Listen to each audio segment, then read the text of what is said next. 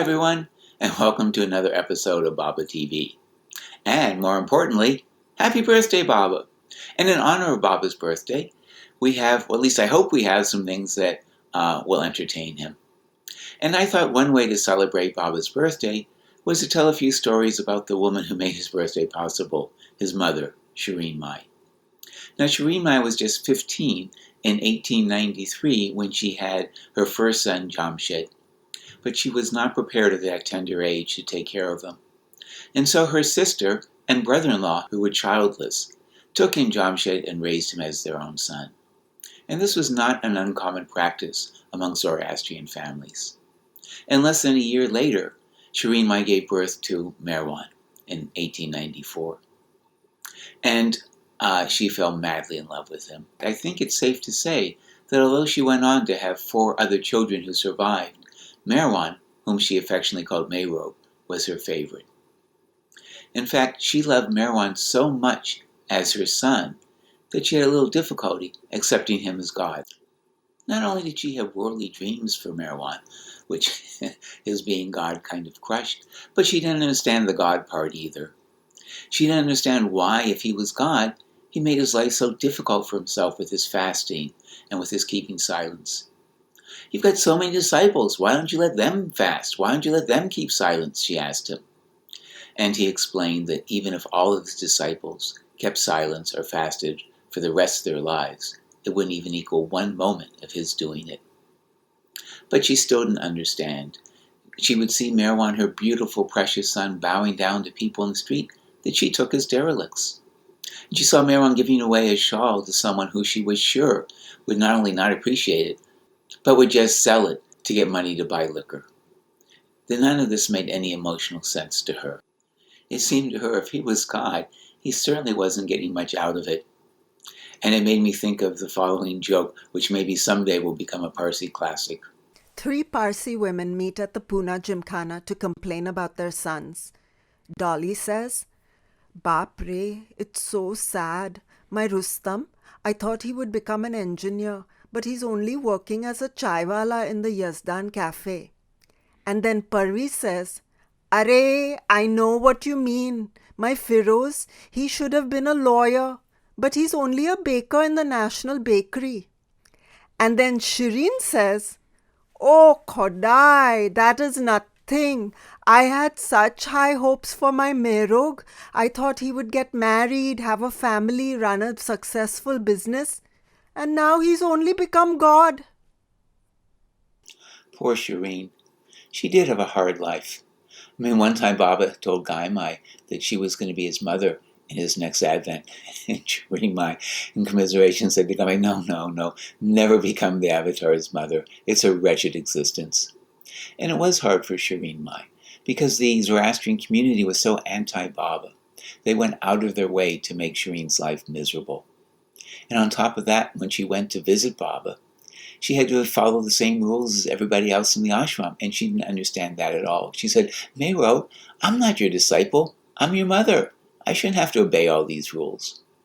And so she would try to do what she wanted to do, which caused trouble for Baba and the others, especially for Gai Mai and Manu, because Baba told them, "When my mother comes, do whatever she says and make her visit a pleasant one." But the mother would then ask for things that were not allowed, and Gai Mai didn't know what to do. She was caught in the middle. So one time when they were in Jabalpur, Shireen Mai said to Gai Mai, "Smuggle in some fish and cook it up for me." Now, fish was strictly forbidden, as was all non-vegetarian food at the time. But Gai Mai thought, well, Baba told me to please his mother, so she did it. And she cooked up the fish for Shireen Mai. Now, the accounts differ, but they all agree that before Shireen Mai could eat the fish, Baba came in. "What's this? It smells like fish. Why is there fish here?" And Gai Mai said, "Well, Baba, your mother asked me to make some for her." And Baba turned to his mother. He called her Memo. "Memo, why? You know fish isn't allowed here." And she said, "Memo, who are you to stop me?" Baba said, "I'm God." She said, "Well, you may be God to your disciples, but you're my Meirog. And my doctor told me fish is good for my diabetes, and I'm going to have it." And they were arguing back and forth, and suddenly 2 cats came out of nowhere and grabbed the fish and ran off with it. And Shireen Mai looked at Baba because she knew he was behind this. And she said, "Why do you torment me this way? You never let me have anything." And Baba said, "Well, now do you believe I'm God?" And she said, "Well, you're God to your disciples, but you're still my naughty Mehrog."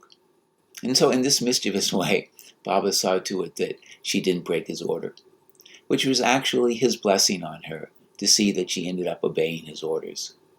Anyway, given this background, you can see why Mani said she was so happy when she came across the photograph that you're looking at now.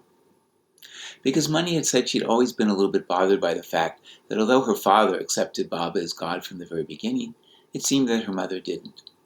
But then she saw this photograph, and it's a photograph of Baba dressed as Zoroaster, with Shireen Mai proudly posing next to him. And Mani said when she saw that, she realized that yes, her mother, deep down, whatever surface friction there might have existed between the two of them, but that deep down her mother did accept the fact that her beloved Mehrog was God in human form. So that was a few stories about Baba's mother. And I think we'll tell a few more next month. Now, I suspect a lot of you have been impatiently waiting, anxiously waiting, eagerly waiting for the conclusion of the Jeopardy game that we started last month. Well, you'll have to wait just a tiny bit longer, because before we get to that, we're going to have a word from Emily Patella, and she's going to share some information which probably will be news for a lot of you, which was Meher Baba's fondness for the artist Salvador Dali. So, Emily, take it away. Baba once said that he was an artist and the whole world was his canvas. He also said that he loves artists because through art one can express oneself beautifully. I'm sure that most of you know this. But did you know that Baba's favorite artist was Salvador Dali? I don't understand this. Baba said the only game which was of any worth is penetrating into the essence of all being and to express in the world of forms truth, love, purity, and beauty. But I ask you, does this painting do that?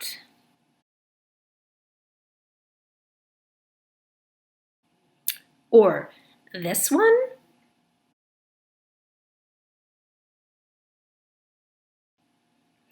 Call me a Philistine, but I just don't get it. Was this Baba's sense of humor? Why was he always going on and on about his man Dali? Aside from the mustache, I just don't understand what Baba could have seen.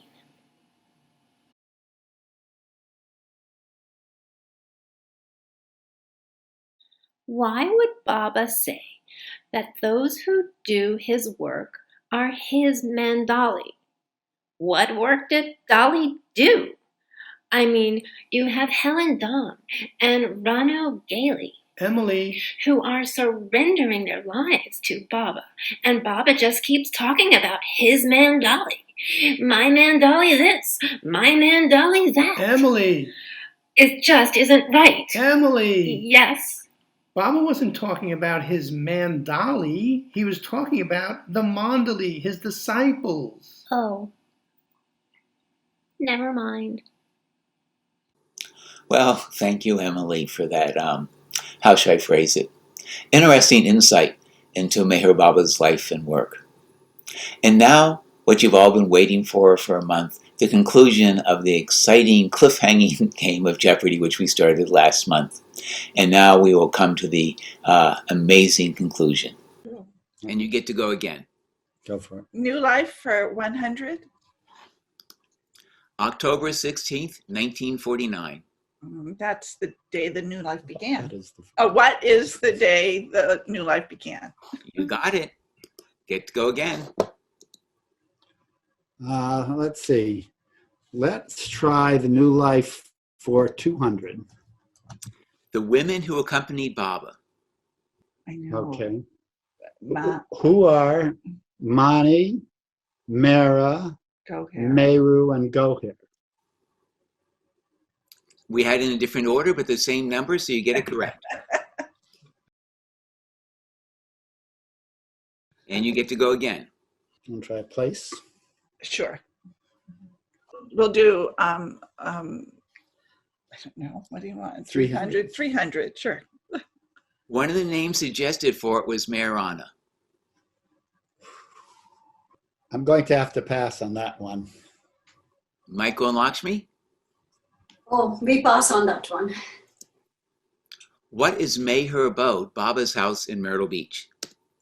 And Michael and Lakshmi now go. You're 700 points behind. Pets for 300. Baba's pigs. I know, it's Rocky and Bullwinkle.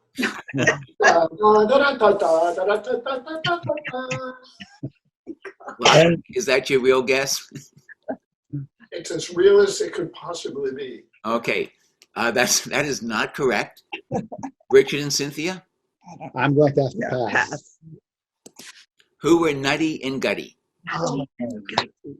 Okay, not getting that many more left to go. So, what do you want? Whose turn is it? I think it's Mike. Wouldn't it be Mike? No, it's your turn. Oh, it's our turn? Yeah. Oh, how about New Life for 300? The four men who traveled with Baba from Hyderabad to Mirzad. Let's see. That was Erich and Gustaji and Pendu and Kaka. Well, that's a good guess, but unfortunately it is not correct. Oh, Michael and Lakshmi? We pass. Michael and Lakshmi, Do we pass? you could pass. Erich, Pendu, Gustaji, and Aluba? I'm sorry, that's not right either, and that means you lose. Oh, we should have passed. Bye. Idle. But you get to go again, Michael and Lakshmi. Oh, all right. But now you need to hit some big ones. Places for 400. It was initially known as Mandri Mafi. So what is it known as now? Oh. Well, it was the place in Dehradun during the New Life. Yes, but what is it known? That's what we're looking for. Yeah, We don't know. we can't go further than that. Okay, Richard and Cynthia? I think it was called Meher Mafi. So question is. Oh, what is Meher Mafi? And look at that. Woo! You guys may have an insurmountable lead now, but we'll see. Go again. You can challenge the count in court. I can go. God speaks for 400. Sure, Godspeed. God speaks for 400. 8,400,000. Oh, that's it. Well, Known as 84 lakhs. right. Cynthia, do you want to guess on that one? What are the number of incarnations, reincarnations? What are, help me word that. What are the number of reincarnations until the process of involution is started? Yes, Oh. sure. What is the number of forms a soul takes before human form? Or what is the number of human incarnations a soul takes before involution begins? So it's And both. elsewhere, Baba uses that number as the total number of reincarnations before realization. So I guess you take your pick. But I'm giving you credit, full credit for that. And you just about have it wrapped up now. Another question. All right. What are pets for 500? No. Baba's bulls. Oh, no. Who are Krishna and Rama? No, that's not quite right. Michael and Lakshmi? Raja and Pradhan. Wow. Who are Raja Who and were Raja and Pradhan? Oh, Suddenly a 500 pointer. They still have a slim chance. Okay, take another one. I don't know. How do you know that? Oh. I'm very well read, that's all. New Life for 400. They're Indian terms, Michael. Of course she knows it. Oh, I'm sorry. Whoa. Oh! I gave you a little hint there, sorry. Annihilation of the mind. What is monash? Help. They needed that. Okay, I'm sorry, but here we go. Now it's getting close. Go ahead. God speaks for 500. Wow. Baba ordered Gunny to sing these lines each night. That's not God speaks. Yeah. This is new life. Isn't that what you wanted? I said God speaks, but we'll take it. Well, we can go to God Speaks for 500. Most finite and most gross gaseous forms. What are the very first forms that the Oversoul takes after coming out of at the beginning of creation, after the beyond? What is consciousness before stone form? And the judges tell me that your answer is acceptable. And you've pulled within 400 points. Okay. You want to do the... I want to know who the judges are. That's privilege information. I see. All right. Places for 500. It was the first property owned in Baba's name. Ah. Yeah. Yeah. What is the property by Hancock, New Hampshire? Is it actually Hancock? Next to Hancock. But I think Hancock is what's on the deed. Well, the judges are discussing this and they're feeling pity for you two, and they say they will accept that. Oh, Greenfield and Hancock are right next to each other. Kath Gardner owned property in both of them. Baba looked at both places and eventually bought the one in Greenfield. So you're getting credit for that, and you've now gone ahead with one question left. So there's not much choice. New life for 500. Baba ordered Gunny to sing these lines each night. Jai Meher Baba. Okay, that's not a bad guess, but it's not correct. Richard and Cynthia, if you get this correctly, you win the game. Ooh, the pressure is on. It's something about. And if you miss it, of course, you're even lower. Oh my goodness. Okay, yes.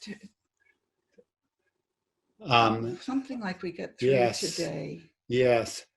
What is? I will accept an approximation. Yesterday is past. Who cares what? Today will pass also. What care do we have for tomorrow? Well, you know what when are those be done? The judges are going to give you 100 points for that one. So, according to Lord Mayher, old life has passed in different ways. Right. Today has passed somehow. Tomorrow be damned. Who cares? So the judges are giving you 100 points. So the game is a total tie, 29. And if you hadn't slipped me that $10, I think you probably would have lost. But that did the judges, because unlike Baba TV is maybe a little bit corrupt. So anyway, thank you very much for playing. And I hope all of you at home did as well, if not better. And maybe we'll see you on some future game. Thank you. And that was certainly the best $10 I ever spent. Okay, bye-bye. Bye. Well, I hope you all enjoyed that. And remember, if you want to be a contestant on one of our shows, just send us an email to babazoom777@gmail.com. And again, if you like the show, if you liked the game or you liked anything in the show, don't be afraid to leave a comment. We'd love to hear more feedback from everybody. And now, actually, I've completely forgotten what we're supposed to have coming up next. So I'm just going to pause this for a second while I try and think of what's the next segment. Oh, yes. We were going to do something new, a segment we've never done before. And it's partly because of viewer feedback. As you know, I've been asking for people to give us feedback, and somebody said they wanted to see a poetry corner. And I've been thinking of that too. But the problem is so many people are convinced they don't like poetry that I thought if we had a poetry corner, as soon as we started, everybody would turn off the show. So we're not going to have a poetry corner. We're going to do something a little different.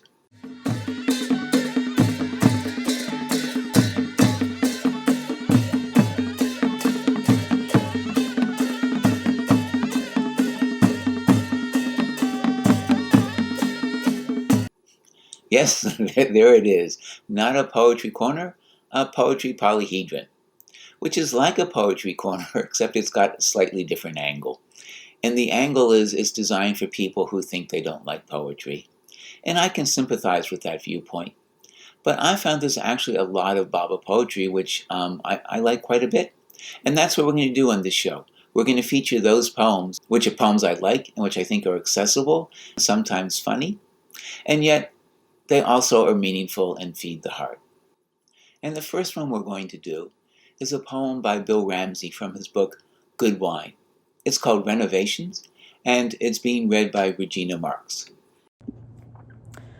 I am gutted and dazed. You have broken down my drywall, ripped out the insulation, mangled the wiring and plumbing, split open the rafter beams, and bulldozed my foundations. Divine Beloved, thank you for moving in.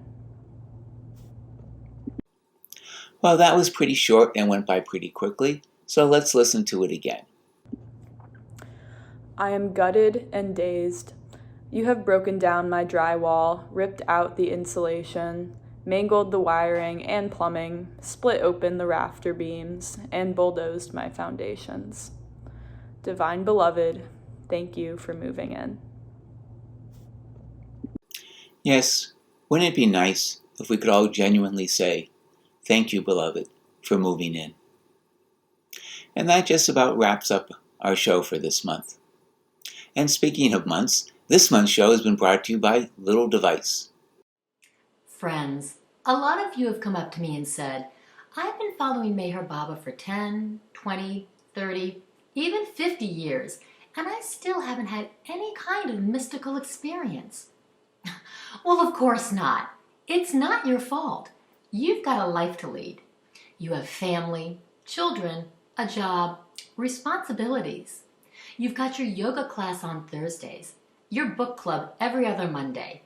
Where is the time to repeat Baba's name 100,000 times a day like Kaikabad?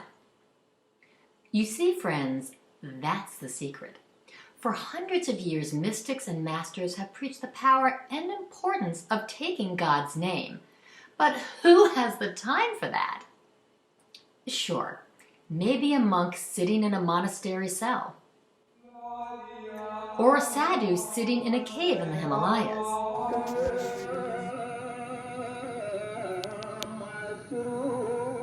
Or a renunciant chanting in the forest.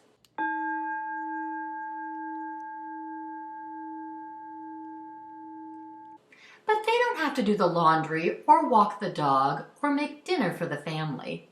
Well, friends, what if I were to say to you that now technology and spirituality have merged with this little device that is able to repeat God's name 1,000,000 times a day? You just press the button and set the volume control to silent, barely audible, or Harry Kenmore level. Meher Baba! Meher Baba! And it does the rest. Just think of it. Kaikabad took Baba's name only 100,000 times a day and had so many amazing occult experiences that even a saint like Kirpal Singh didn't know what to make of it. So imagine what can happen to you when this device does 10 times that amount every day, even while you're sleeping, eating, or attending nature's call. It lets you live your life and gain spiritual experiences at the same time. Not only that, but it can be programmed to say Baba's name in any language on earth. Hindi. Meher Baba. Chinese. Meher Baba. English. Meher Baba. And for a few dollars more, even Australian. Meher Baba. So don't wait. Send in your order now, and for a limited time, we'll also send you absolutely free this CD of the best and cutest reposted cat videos that have ever appeared on Facebook or YouTube. So order today and start having those spiritual experiences you deserve. Well, that sounds like a pretty amazing device. So I think you better get your order in soon while they still have some in stock. I imagine the demand is going to be overwhelming. And that now, I think, pretty much does do it for our show. So, okay, just a moment. Hello? Oh, no, I wasn't going to forget. No, I know the show. Okay, yep, I'll do it now. Thanks for reminding me. Well, that was the research department. And I was supposed to tell you at the very beginning of the show that I made a mistake last month. We were talking about the Manonosh cave. And I said Baba's Manonosh started almost 2 years to the day after New Life began. The Manonosh started on October 15th, 1941. And since the New Life didn't start until October 16th, 1949, clearly what I should have said was that Manonosh began on October 15th, 1951. Okay, now I've made that correction. The research department hopefully is happy. I'm happy that they reminded me and that I didn't mislead everybody. And thank you all for watching, and I hope you tune in next month. Oh, one last thing. I wanted to say that, I've been asking people for feedback, and we did get a little feedback. I got a lovely response from someone in Germany who'd been watching, although he pointed out that our studio looks like a sauna that we've converted into a garden house. So there's not a whole lot we can do about that because the entire house here is paneled in pine. So wherever we do it, it's going to look a little bit like a sauna. But I removed one of the plants, so hopefully it looks a little less like a garden house or a greenhouse now. But thank you for writing in. And continue to write in, folks. And we'll see you next month. Happy trails to you. Until we meet again, happy trails to you. Keep smiling until then. Who cares about the clouds if we're together? Just sing a song and bring the sunny weather. Happy trails to you till we meet again.